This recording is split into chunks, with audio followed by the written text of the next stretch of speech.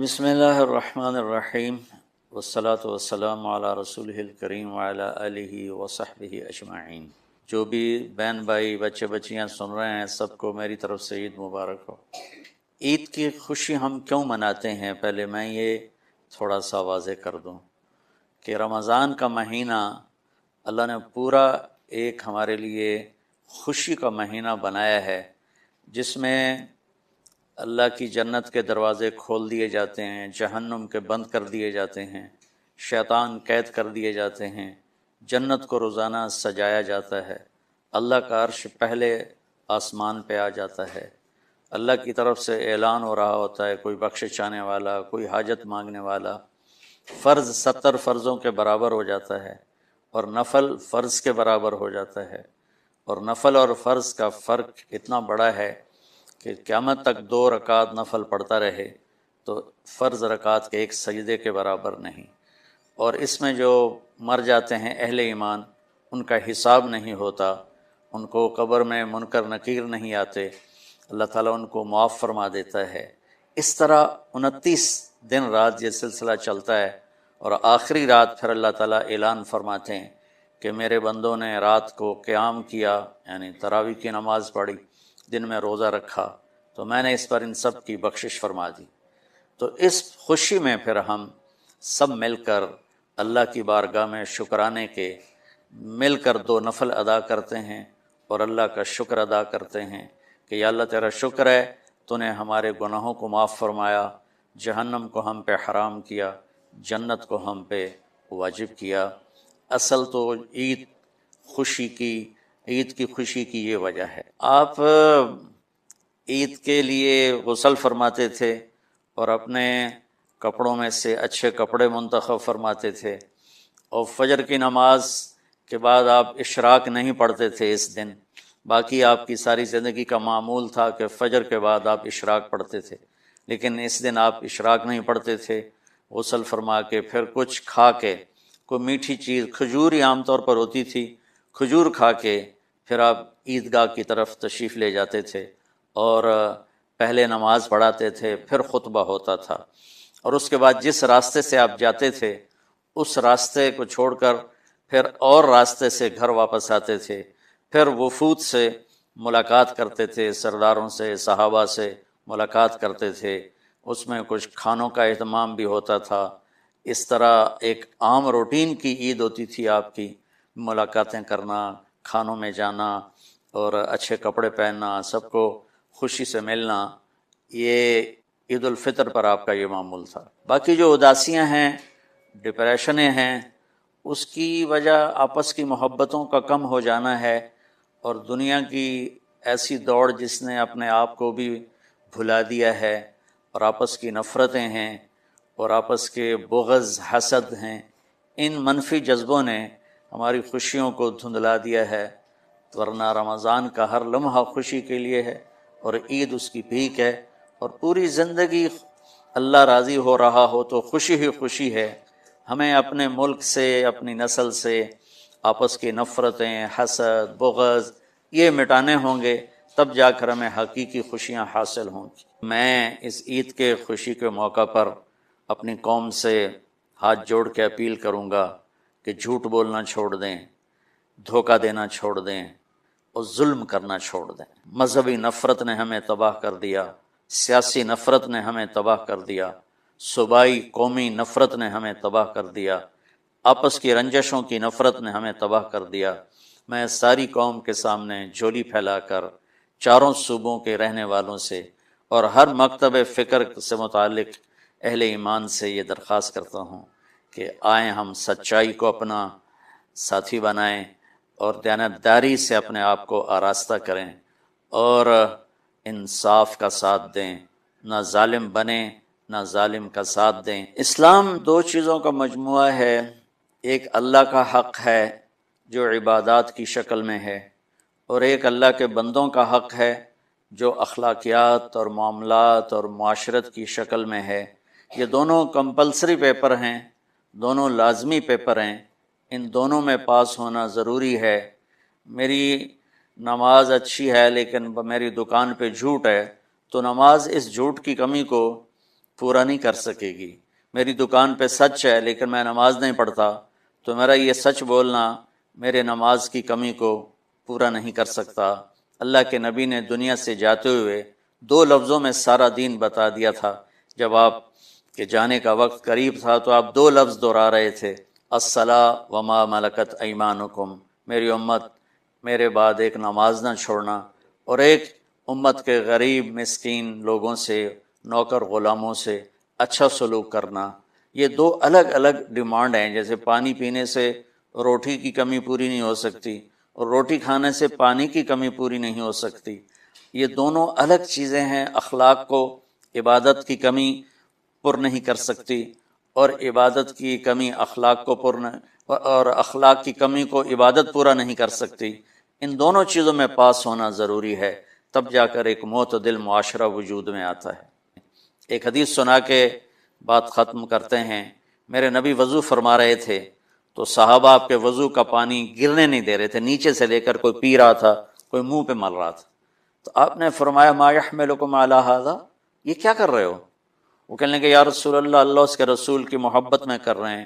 تو آپ نے فرمایا میں تمہیں بتاتا ہوں اللہ اس کے رسول سے محبت کرنے والا کون ہوتا ہے۔ فلیصدق الحدیث اذا حدث، اللہ رسول سے محبت کرنے والا وہ ہوتا ہے جو ہمیشہ سچ بولتا ہے۔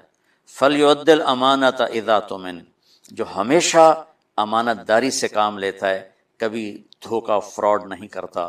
فلیحسن جوار من جاورہ، اور جو ہمیشہ اپنے پڑوسیوں کے ساتھ اچھا سلوک کرتا ہے، پڑوسی اپنے ہوں، غیر ہوں، مسلم ہوں، نان مسلم ہوں، وہ ان کے ساتھ اچھا سلوک کرتا ہے۔ یہ 3 نشانیاں ہیں عشق رسول کی۔ یہ 3 باتیں میری قوم اپنا لے تو یہ اندھیرے اجالوں میں انشاءاللہ تبدیل ہو جائیں گی۔ دنیا کے لیے قانون ہے اللہ تعالیٰ کا کہ جس قوم میں انصاف، دیانتداری اور سچائی ہوگی انہیں اللہ عروج دے گا، وہ مسلم ہو یا نان مسلم ہو۔ اور جن ملکوں میں، قوموں میں بددیانتی ہوگی، ظلم ہوگا، جھوٹ ہوگا، وہ زوال کا شکار ہوں گی۔ ساری ویسٹرن دنیا تو لیڈ نہیں کر رہی، ہمارے جیسے ملک بھی ہیں جہاں یہ ساری چیزیں ہیں تو وہ ہماری طرح ہی ذلیل ہیں اور ہماری طرح ہی وہ خوار ہیں۔ چند ایک ملک ہیں جنہوں نے ان چیزوں کی رعایت کی ہے، تو وہ اس وقت لیڈنگ رول میں ہیں، لیڈنگ ماڈل میں ہیں۔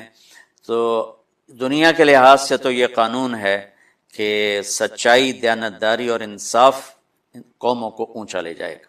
آخرت میں اللہ تعالیٰ نے اعلان کیا ان اللہ لا یغفر ان یشرک بہ ویغفر ما دون ذلک لمن یشاء۔ آخرت میں کامیابی کا آخری فیصلہ ایمان پہ ہوگا کہ اللہ تعالیٰ کا فرمان ہے میں شرک معاف نہیں کروں گا، اس کے علاوہ میں جسے چاہوں معاف کر دوں۔ تو ہماری 52 کے قریب اسلامی ریاستیں ہیں، وہ سب بری طرح اس زوال کا شکار ہیں، جس کی بنیادی وجہ یہ 3 ہے جس کو میں بار بار آپ کے سامنے دہرا رہا ہوں۔ السلام علیکم۔ وداعیا الی اللہ بإذنہ وسراجا منیرا، صلی اللہ تعالی علیہ وعلی آلہ وعلی اصحابہ وبارک وسلم تسلیما کثیرا کثیرا، اما بعد، اعوذ باللہ من الشیطان الرجیم، بسم اللہ الرحمن الرحیم، من عمل صالحا من ذکر او انثى وهو مؤمن فلنحيينه حياة طيبة ولنجزينهم أجرهم بأحسن ما كانوا يعملون۔ وقال النبي صلى الله تعالى عليه وسلم يا أبا سفيان جئتكم بكرامة الدنيا والآخرة، اور كما قال صلی اللہ تعالی علیہ وسلم۔ میرے محترم بھائی اور دوستو، اللہ تعالیٰ آپ کو جزائے خیر دے، آپ بڑی دور دور سے آتے ہیں۔ کہ اللہ اس کے رسول کی محبت ہی ہے، ہمارے پاس تو کچھ نہیں آپ کو دینے کے لیے، سوائے دعا کے کہ اللہ آپ کی دنیا اور آخرت اچھی کر دے، آپ کو، آپ کی نسلوں کو آباد رکھے، انشاءاللہ رکھے۔ میری 1 ہفتے سے طبیعت خراب ہے اور سر میں درد ہے، مجھے بولنا مشکل ہو رہا ہے، تو جتنی بات ہو جائے قبول فرما دیں۔ اللہ آپ کے فائل مجھے ٹھیک کر دے، اس کی بھی دعا فرمائے۔ یہ اللہ کے بندے کی دعا لگ جاتی ہے، جو کام دواؤں سے نہیں ہوتا، وہ دعاؤں سے ہو جاتا ہے۔ ممکن ہے آپ میں سے کسی کی دعا اللہ تعالیٰ سن لے تو میرے سر کا درد لمبا ہی ہو گیا ہے، اللہ اسے ٹھیک کر دے۔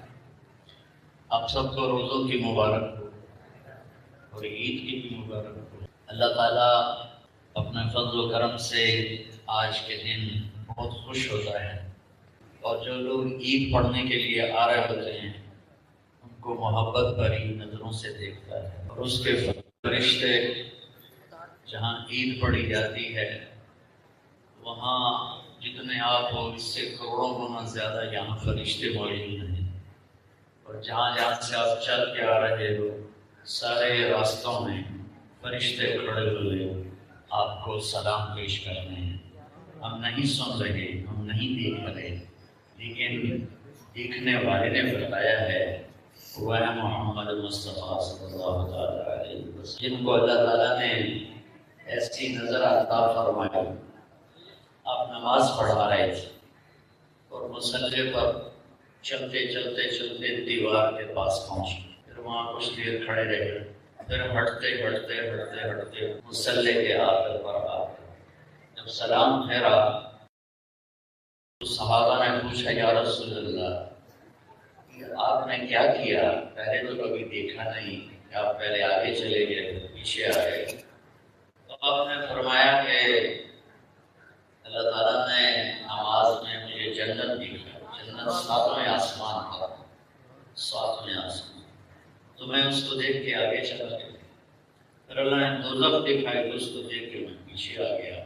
یہ اس ہستی کے فرمان ہے جس کی نظر آسمانوں کو چیر کے اوپر تک دیکھ سکتا، اور جنت تو چھوٹی سی چیز ہے۔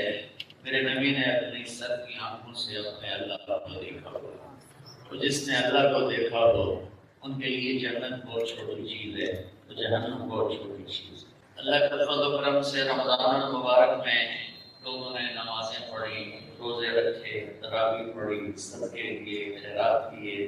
اب آج یکم شوال ہے اور شیطان نکل کے باہر آ گیا ہے، تو پہلے جیسے مسجدیں بھری ہوئی تھی، ہمارے اپنے بھائی اپنے دوست مسجدوں میں آ رہے ہیں، نمازیں پڑھ رہے ہیں، لیکن جو پہلی کا چاند نظر آتا ہے عید کا، اس کے بعد پھر ایک نماز بھی غائب ہو جاتی اور پھر وہی 1.5 صف 2 صف باقی رہ جاتے۔ آپ بھی سارے بھائی ہوتے ہیں جو مسجدوں کو آباد کرتے ہیں، میری آپ تمام بھائیوں سے گزارش ہے، ہاتھ جوڑ کے ہاتھ باندھ کے کہ دیکھو بھائی نماز نہ چھوڑو، نماز نہ چھوڑو۔ میرے نبی جب دنیا میں تشریف لائے 15 منٹ آپ کی عمر ماں کے پیٹ سے نکلے، دائی نے سنبھالا، آپ کی دائی کا نام تھا شفا بنت اسد۔ بچہ جب پیدا ہوتا ہے تو اس کے ساتھ ماں کی آمل نکلتی ہے، گندگی نکلتی ہے، لیکن ہمارے نبی جب پیدا ہوئے تو خوشبودار پاکیزہ کوئی ایک قطرہ گندگی کا ساتھ نہیں نکلا، صاف ستھرے دھلے دھلائے، جیسے جیسے آپ باہر آ رہے تھے کمرے میں خوشبو پھیل رہی تھی، اور آپ کی ناف کٹی ہوئی تھی، آپ کا ختنہ ہوا ہوا تھا، آپ کا ختنہ باہر نہیں ہوا، جیسے باقی بچے پیدا ہوتے ہیں ان کے ختنے بعد میں کیے جاتے ہیں، آپ کا ختنہ ماں کے پیٹ سے ہوا تھا۔ تو جب دائی نے آپ کو ماں کے پہلو میں لٹایا، حضرت آمنہ کے پہلو میں لٹایا، ہمارے نبی معصوم بالکل ایک دم کروڑ پڑی اور سجدے میں چلے دیکھ لیے، انہیں دیکھ لیے اور سجدے میں سر رکھا اور لمبا سجدہ کیا، اور آتے ہی امت کو پیغام دیا کہ میرے دین میں سجدہ بہت بڑی چیز ہے، میرے شریعت میں نماز بہت بڑی چیز ہے، میری امت اس کو چھوڑنا نہیں ہے۔ سجدہ کرتے کرتے پھر اپنے دونوں ہاتھوں یوں پریس کر کے چھاتی پر اٹھائی، اس ہاتھ کا سہارا لیا اور اس ہاتھ کو ایسے بلند کر کے شہادت کی انگلی کو اٹھایا۔ جب آپ نے شہادت کی انگلی کو ایسے اٹھایا تو ایک دم سارے چاروں طرف نور ہی نور پھیل گیا، اور حضرت آمنہ فرماتی ہے کہ میں نے ایران کے، روم کے، ہیرا کے، یمن کے، فارس کے حل دیکھے ویسے دنیا سکڑ کر آپ کے گرد اکٹھی ہو گئی، اور اس کے بعد آپ ایسے گرے اور وہی معصوم بچہ جس کو کوئی خبر نہیں ہے آپ تشریف لائے اور ان کے سینے پر آپ ٹیک لگا تو آپ نے جانے سے پہلے دو باتیں فرمائیں، الصلاۃ وما ملکت ایمان، اے میری امت ربے والو جگہ میاں چند مختلفی ملتان ہند سندھ ایران دوران والو الصلاۃ نماز نہ چھوڑو، یہ آخر وصیت الصلاۃ وما ملکت ایمان۔ ایک اپنی امت کے غریبوں کو یاد کیا، میری امت ایک نماز نہ چھوڑنا، سستی کا معاملہ نہ کرنا، اس کو گالیاں نہ دینا، وہ مارنا پیٹنا نہیں ہے، کسی کو فارغ رکھنا ہے تو الگ بات ہے، لیکن گالی دینا مار پیٹ کرنا یہ میرے نبی نے تو یہ دو لفظ آپ کی زبان پر تھے، الصلاۃ وما ملکت ایمان، میری امت نماز نہ چھوڑنا، نماز نہ چھوڑنا، نوکروں سے اچھا سلوک کرنا۔ جب آپ کی آواز اور کمزور ہو گئی تو پھر آپ کے پاس بس یہ لفظ تھا الصلاۃ الصلاۃ الصلاۃ، نماز نماز نماز، نماز نہ چھوڑنا، نماز نہ چھوڑنا، نماز نہ چھوڑنا۔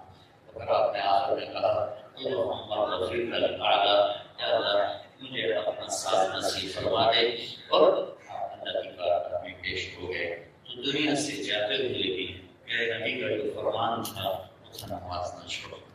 تو آپ بہت بڑا مجمع ہو اور اللہ کی فضل و کرم سے پورے ضلع نہیں بلکہ پورے پاکستان سے آئے ہوئے ہو، میری آپ سب سے یہ چولی پھیلا کر ہاتھ جوڑ کے درخواست ہے کہ نماز نہ چھوڑو۔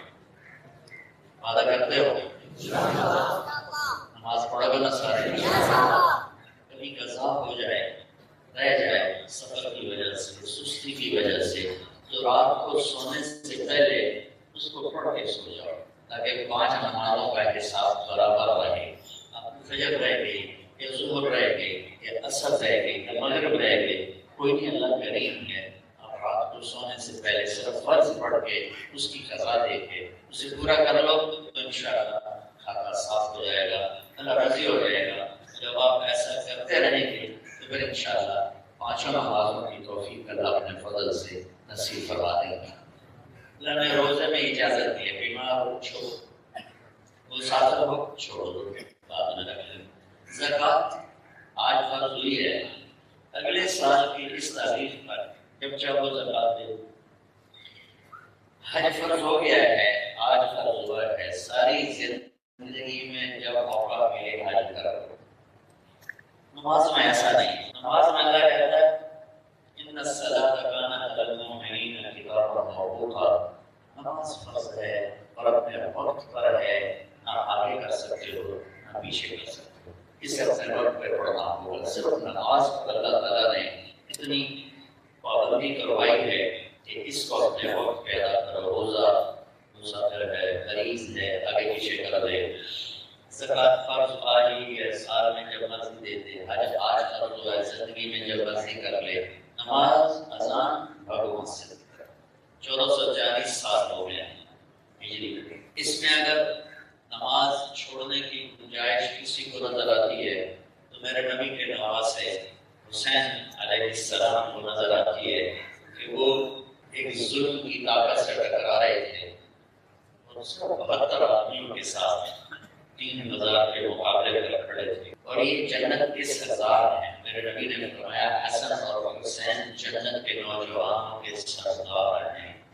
صرف جنت کی بشارت نہیں دی، سرداری کی بشارت دی کہ حسن اور حسین سیدہ شباب اہل الجنہ، یہ جنت کے سردار ہیں۔ ان کے لیے تو جنت کھل چکی تھی، ہم نے روزے رکھے ہیں کہ اللہ جنت دے، عید پڑھ رہے ہیں کہ اللہ جنت دے، لیکن ہمیں پتہ تو کوئی نہیں ہے قبول ہے یا نہیں ہے۔ تو یہاں تو ابھی ماں کا دودھ پی رہے تھے کہ اعلان ہو گیا کہ حسن اور حسین جنت کے نوجوانوں کے سردار ہیں، اور اس وقت مصیبت اس قدر تھی کہ سر پڑ رہے تھے، دھڑ پڑ رہے تھے، ہاتھ پاؤں پڑ رہے تھے، اور سورج ڈھلا اور نماز ظہر کا وقت داخل ہو، جمعہ ظہر کا وقت داخل ہو، اس خوفناک صورت میں آپ نے اپنے رائٹ سائڈ کے ایک ساتھی ہیں جن کے ہاتھ میں جھنڈا تھا زہیر کو بلایا، تشریف لائے تو فرمایا شمر سے پڑھو، تھوڑی دیر کے لیے جنگ روک لے،